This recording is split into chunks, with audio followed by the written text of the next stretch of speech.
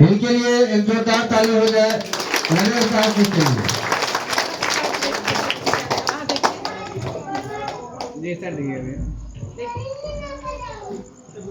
ठीक है, ठीक है भैया। और चौथे नंबर पे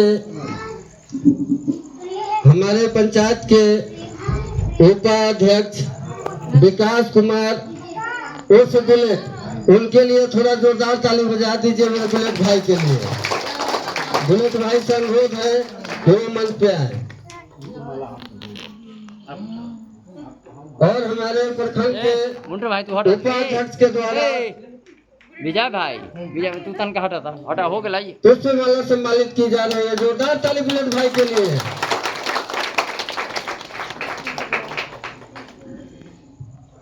अब सभा संबोधित करेंगे मैडम।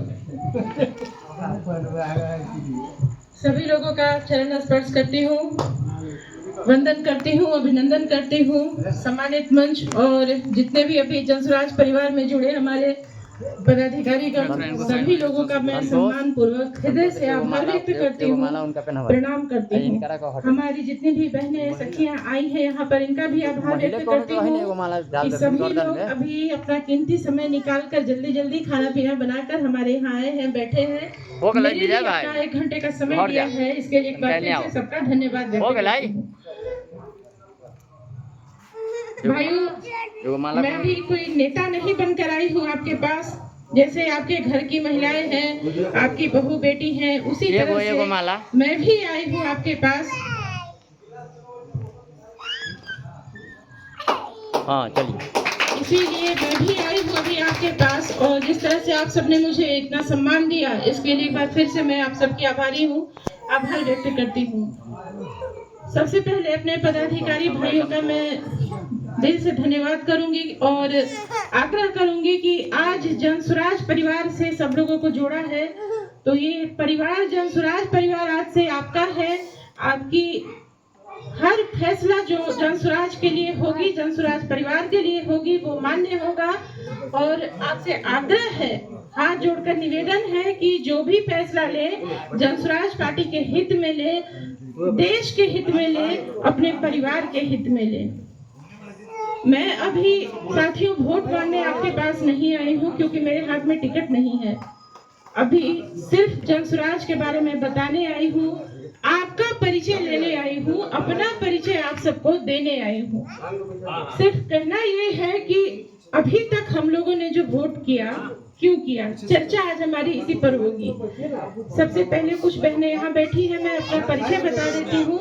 मेरा ही नाम रंजना कुमारी है, जिला सचिव हूँ, प्लस पश्चिमी अनुमंडल अध्यक्ष भी हूँ, और आपके पारो विधानसभा की संयोजक भी बनाई गई हूँ महिला टीम की।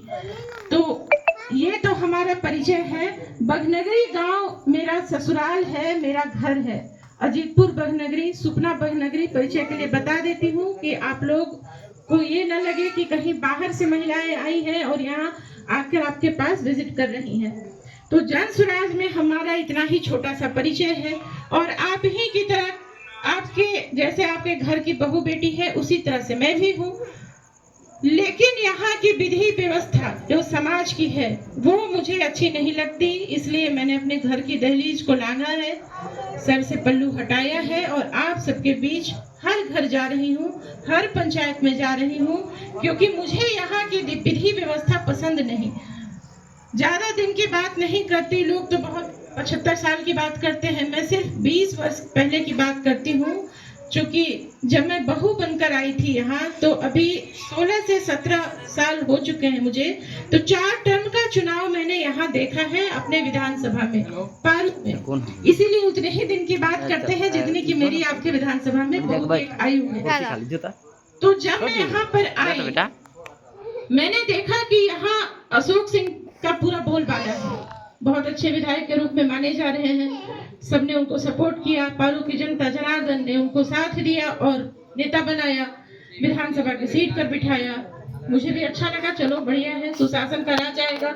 बीजेपी की सरकार आ गई, फिर 5 वर्ष बीता, फिर दोबारा इलेक्शन हुआ, और फिर उसी नेता को चुना गया, सपोर्ट किया गया।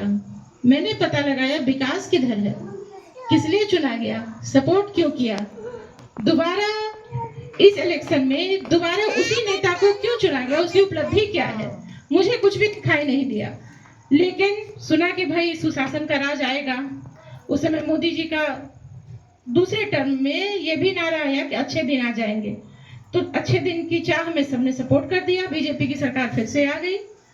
चलिए ऐसे करके 10 वर्ष बीत गए, 2 टर्म का चुनाव खत्म हो गया, तीसरा टर्म फिर शुरू हुआ, फिर से वही राजनीति, वही 2 बैलों की कहानी, हीरा मोती हमारे आ गए, राजद और बीजेपी।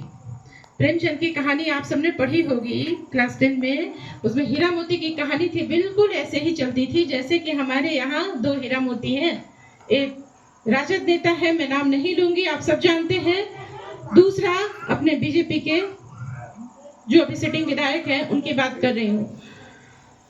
अंतर क्या हुआ, तीसरे टर्म में अंतर क्या हुआ, उनकी उपलब्धि वही जस की तस, विकास का मामला वही जस का तस, कुछ भी नया नहीं। फिर से चुनाव हुआ और इलेक्शन में बहुमत सिद्ध किया बीजेपी वालों ने, हमारे अशोक जी ने भी वो ये कर लिया।